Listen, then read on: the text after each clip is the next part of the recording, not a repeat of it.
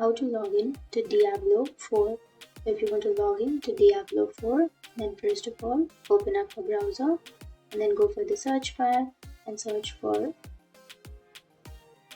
Diablo 4 and then scroll down, and here you will have this Diablo4.com. Click on that.